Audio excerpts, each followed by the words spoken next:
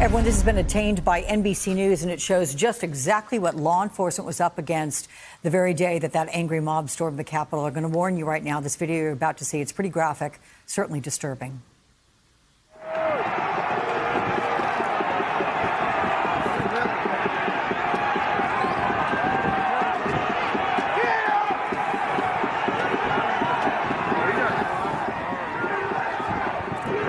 What we're seeing there, rioters throwing flags, crutches at police, appearing to try and hit them with absolutely anything they can find. All of this unfolding as the crowd is yelling and cheering, in fact, in support of these horrific actions. Joining me now, MSNBC terrorism contributor and analyst Jim Kavanaugh, retired ATF special agent in charge and a former hostage negotiator for the ATF. Jim, what do you make sense of here? What are we seeing?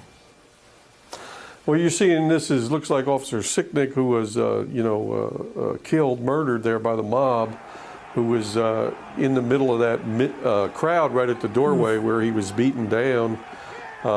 They tried to drag him out of there, and you can see some people, beating on him, and later walk away with probably his helmet. One puts his helmet on, maybe drag his vest off. Don't quite see his rescue or when the other officers got him, because there's a lot of tear gas that comes out in the end of the video. But all the crowd's yelling, cursing, get that MF out of there, kill, get him. Mm-hmm. So the mob's all encouraging the guys who are swinging the sticks and the flags. Don't quite see a fire extinguisher in the video, yeah, but, apparently that was there. We do believe, Jim, I want to be clear that we believe a fire extinguisher and a blow from a fire extinguisher is that which killed the Capitol Police officer. So I'm just going to say, we here at NBC News do not have confirmation that we're actually watching that particular well, I guess you could call it a murder if someone's hitting somebody in the head with a fire extinguisher. We're not seeing that specifically take place here. But what we're seeing here is horrific enough. What does it tell you about the tactics and the motives, Jim, of these people? Well, this is the radical right. I mean, this is the failure of the Capitol Police Command to understand the radical right.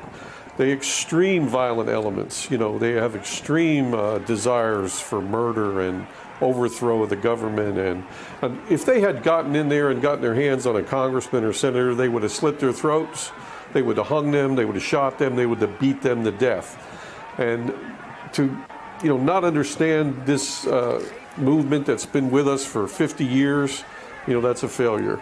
So the Capitol Police and the D.C. Police are heroes here, heroes.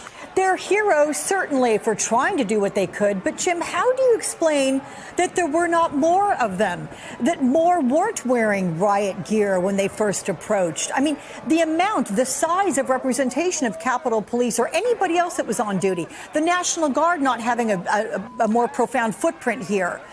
Did they ever stand a chance? And why did they not have more preparation and more presence there for protection?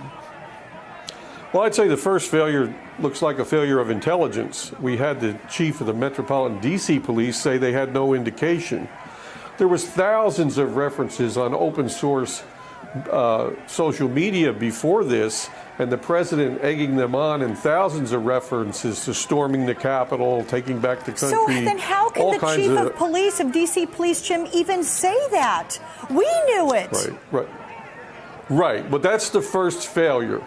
So intelligence doesn't tell the chief. Maybe the Capitol Police chief and the two sergeant-at-arms were not told. I don't know. But they didn't act on the intelligence, that's for sure. Secondly, they underestimated the radical right. Did they think the radical right was going to stay down on the ellipse in front of the White House? Apparently they did. The chief of the Capitol Police has said they thought it was going to be a First Amendment rally. No, the radical right was not gearing up for a First Amendment rally. They were gearing up for just what we saw. And I'd say, of all the people that went, Alex, three out of 10 are these violent, radical fanatics, just like you're seeing right here. Now, there's a larger group around them that support them, and support Trump, but many probably did not engage in the violence, even though they believe in crackpot conspiracy theories and they believe in the big lie the election was fraudulent.